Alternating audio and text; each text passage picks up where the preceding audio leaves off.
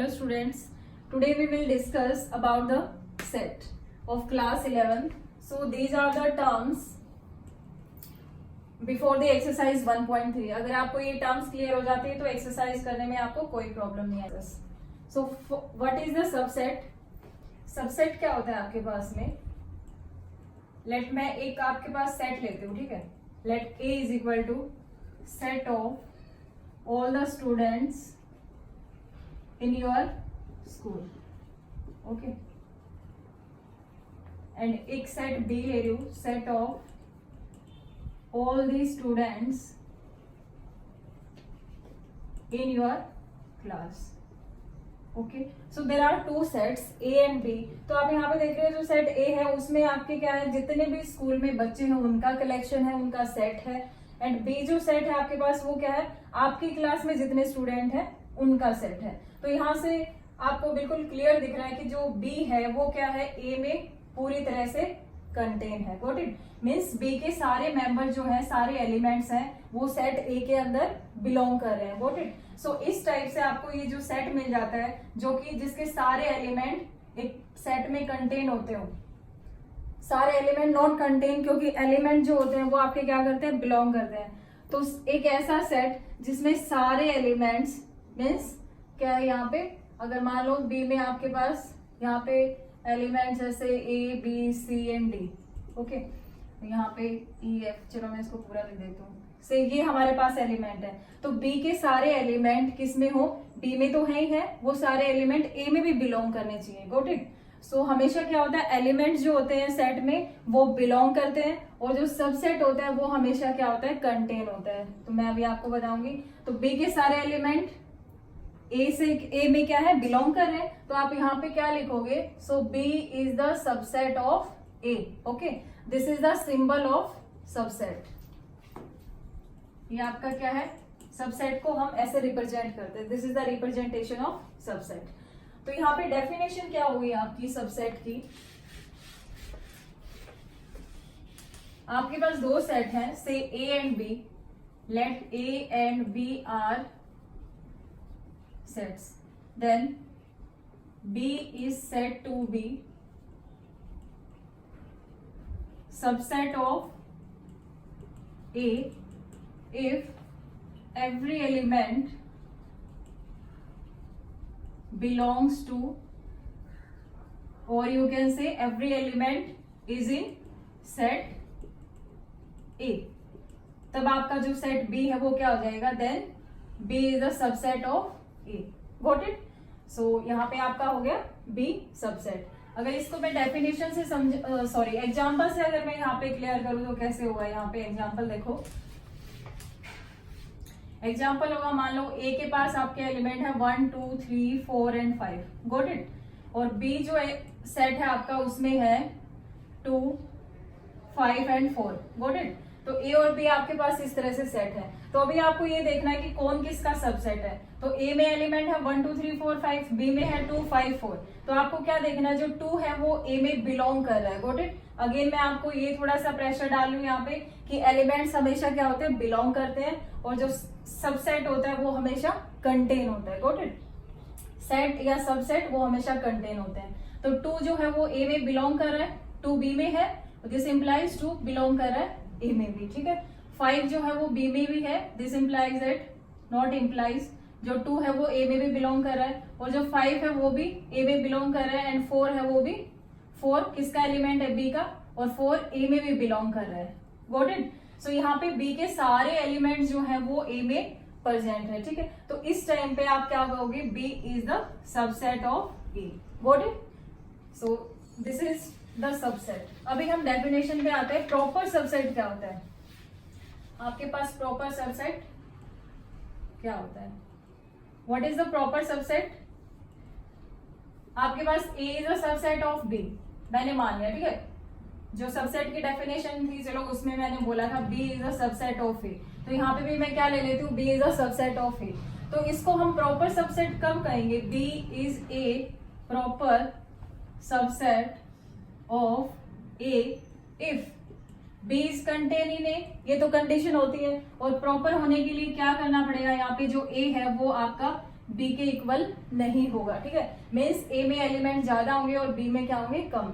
तो उस टाइम पे बी आपका क्या कहलाएगा, प्रॉपर सबसेट, ठीक है। एग्जाम्पल में जैसे मैंने लिया था सबसेट के केस में, वो आपका क्या हो जाएगा, एग्जाम्पल प्रॉपर सबसेट का भी हो जाएगा, जैसे कि हो रहा है, ठीक है। दोनों में एलिमेंट जो है, नंबर ऑफ एलिमेंट्स इसमें कितने हैं 5, इसमें कितने हैं 3, तो दोनों में एलिमेंट्स आपके इक्वल नहीं है, तो उस टाइम पे बी आपका क्या हो जाएगा, प्रॉपर सबसेट। Got it. तो ये भी आपकी किस चीज की नोटेशन है, प्रॉपर सबसेट की।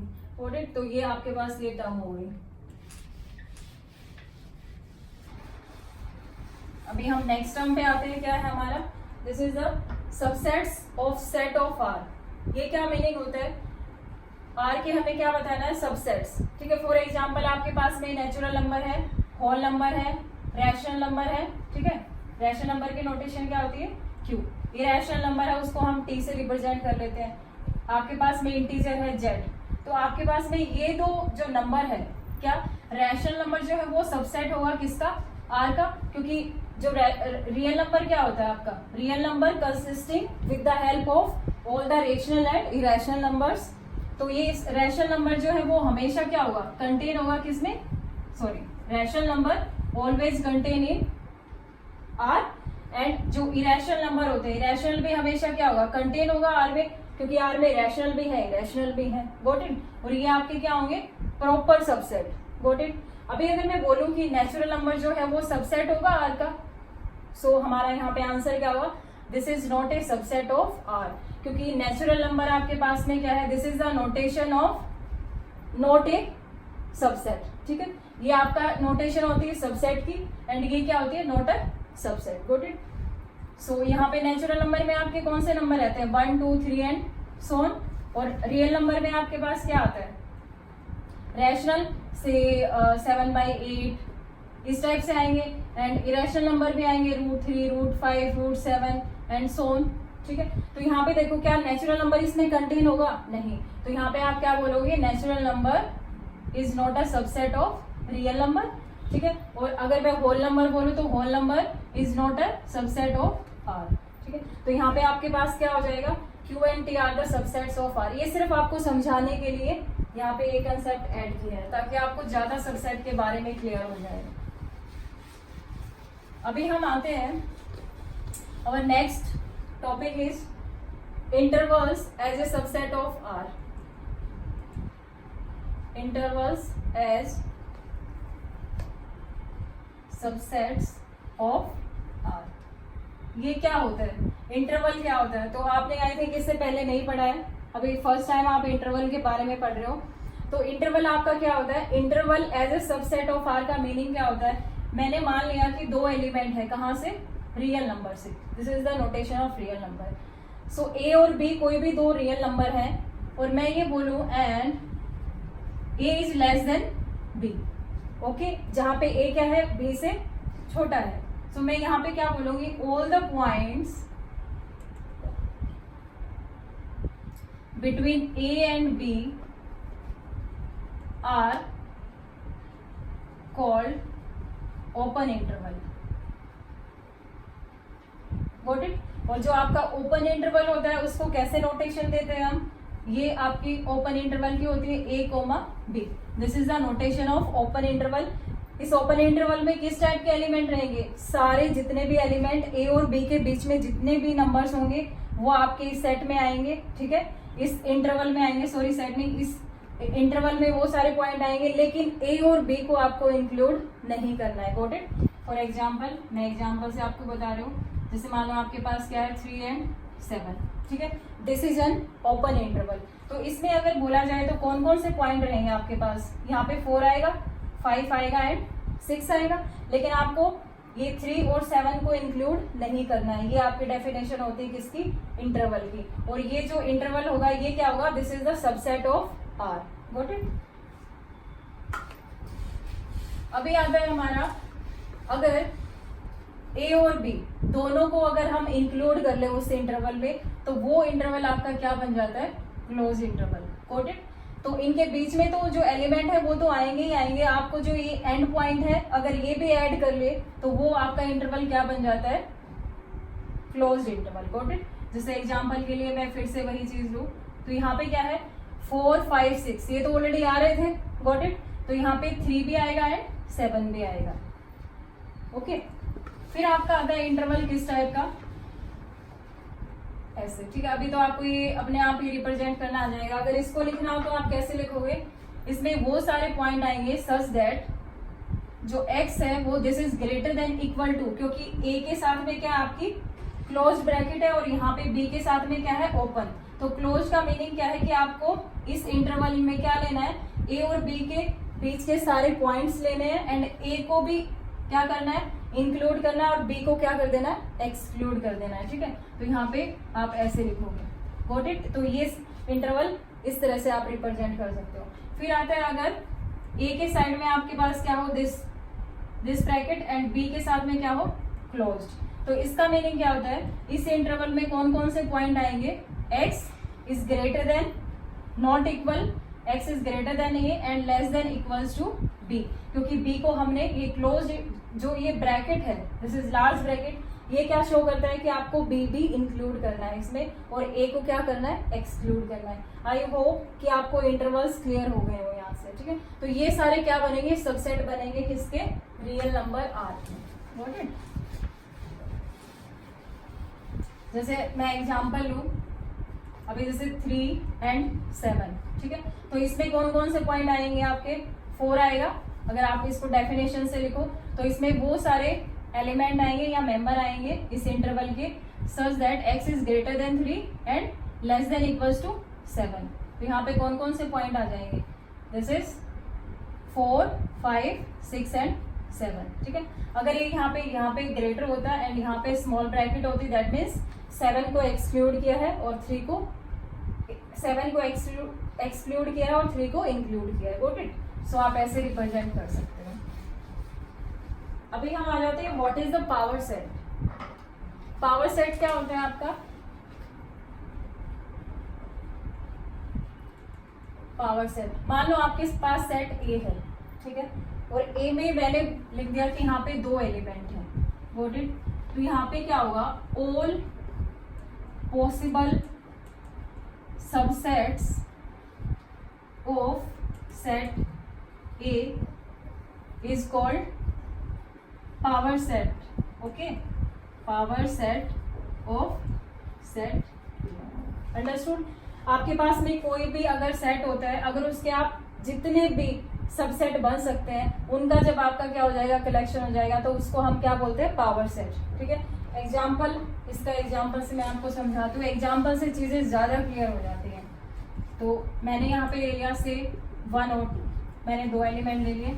अभी आपको इनके क्या बनाने हैं, इस सेट जो आपके पास सेट ए है इसके सारे के सारे सबसेट बनाने हैं। तो सबसेट कैसे बनाओगे, मैंने आपको बताया था जब हम प्रॉपर सबसेट कर रहे थे कि कोई भी सेट है उसमें फाइव और इटसेल्फ, वो तो उसका सबसेट होता ही होता है, और जितने भी आपके सेपरेट एलिमेंट ले लो उसको सेट में डाल दो, मीन्स इस नोटेशन में डाल दो, तो वो भी आपका क्या बन जाता है, सबसेट। तो इसके सबसेट क्या आ जाएंगे, सबसेट्स ऑफ ए आर 5, मैंने आपको पहले बताया था। जो आपका एलिमेंट 1 है इसको आप ब्रैकेट के साथ डाल दो, ये भी एक सबसेट है। 2 को सेपरेटली डाल दो, जितने भी एलिमेंट हो, यहाँ पे 3 होते तो 3 को आप यहाँ पे डाल देते सेपरेट, ठीक है। फिर आप क्या डालोगे, इटसेल्फ, ठीक है। तो आपके पास यहाँ पे power set, it is called the power set of A, okay. यहाँ पे तो आपके 2 एलिमेंट है, अगर मान लो सेट किसी सेट में एक ही एलिमेंट है तो उसके पावर सेट में क्या एलिमेंट आ जाते, कौन कौन से आते, this is 5 and 1 itself, okay. और तो हमारे पास है ही नहीं, सो अगर 3 होते तो क्या करते, अभी मैंने यहाँ पे दिखाया, और अगर यहाँ से मैं एक रिजल्ट निकालने वाली हूँ 1 2, तो पावर ऑफ सेट ए में क्या क्या थे, 1 था, 5 था, 2 था एंड 1 and 2, गॉट इट। अगर एक सेट में 3 एलिमेंट है, ठीक है, तो इसका पावर सेट आप बना के देखना, 5 1 2 3 ऐसे करोगे, एंड देन फिर आपने 1 1 सेपरेटली लिखना है, फिर 2 2 का पेयर बनाना है, 1 2 फिर 1 3 फिर 2 3 एंड 1 2 3, ठीक है। तो अभी यहाँ से आप क्या नोट कर रहे हो, जब एक सेट में एक एलिमेंट है तो पावर सेट में कितने हैं, यहाँ पे मैंने कार्डिनल नंबर बताया था ना सेट का, तो उस कार्डिनल नंबर को हम कैसे नोट करते थे, Na से। तो Na means number of elements in a set ए। यहाँ पे क्या है, 1 है, तो पावर सेट की कार्डिनलिटी कितनी आ रही है आपकी, कितनी आ रही है, 1 and 2। Got it. ये आपका केस हो गया जब एक सेट में एक एलिमेंट है। अगर कार्डिनलिटी यहाँ पे कितनी है, 2 है, तो पावर सेट की कार्डिनलिटी आपकी कितनी आ रही है, this is 1 2 3 4। Got it. Cardinality का मतलब क्या होता है, number of elements in that set. ठीक है, अभी यहाँ पे मैंने कितने एलिमेंट लिए थे, दिस इज 3, तो यहाँ पे कार्डिनलिटी ऑफ पावर सेट कितना आ रहा है, काउंट करो, 1 2 3 4 5 6 7 and 8। ठीक है, तो आप यहाँ से क्या ऑब्जर्व कर रहे हैं, एक पैटर्न बन रहा है। जब सेट में एक एलिमेंट था तो 2 की पावर 1 आ रहा है हमारा, किसका, कार्डिनल नंबर पावर सेट का। जब सेट में 2 एलिमेंट है तो पावर सेट में कितने, पावर सेट की कार्डिनलिटी कितनी है, 2 की पावर 2, दैट मीन्स 4। सिमिलरली यहाँ पे 2 की पावर 3। Got it.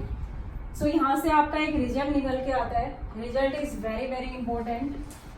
रिजल्ट क्या है, ये बहुत सारे कॉम्पिटिटिव एग्जाम में आपसे पूछ लेते हैं। So result is, if any set, ठीक है, ए कोई भी सेट है, if set A has n elements, then power set has 2 की power n elements. Got it? So this is the result. समझ में आया आपको। सिमिलरली अगर एक सेट की कार्डिनलिटी आपको 4 दी हुई है, अभी आपसे पूछे कि इसका जो पावर सेट बनेगा, power set means all the possible subsets of the set ए, तो कार्डिनलिटी, पावर सेट की कार्डिनलिटी कितनी आ जाएगी, यहाँ पे सेट में एलिमेंट 4 है तो 2 की पावर 4, दैट मीन्स 16। तो यहाँ पे आपको मैं होमवर्क दे रही हूँ, एक सेट में 4 एलिमेंट्स है, 1 2 3 4, इसका पावर सेट आपको बनाना है। Got it. एंड मेरे कमेंट बॉक्स में आप इसका आंसर लिखना। So this is overall about the power set. अभी नेक्स्ट टॉपिक क्या है हमारा, this is universal set. Universal set क्या होता है, जो सबसे बड़ा सेट होगा उसको हम क्या बोलते हैं, यूनिवर्सल सेट। फॉर एग्जाम्पल मैं आपको समझाती हूँ, मेरे पास सेट ए है, उसमें 2 एलिमेंट्स हैं, बी में मेरे पास 3 एलिमेंट्स हैं, ठीक है, और सी एक है सेट, उसमें मेरे पास है 4 एलिमेंट्स है, कितने भी एलिमेंट्स आप ले सकते हो। और मेरे पास एक सेट है, दिस इज यू, ठीक है, उसमें 1 2 A B C E F G H, ये सारे एलिमेंट है। तो यहाँ पे मैं इस U को क्या बोलूंगी, this is the universal set.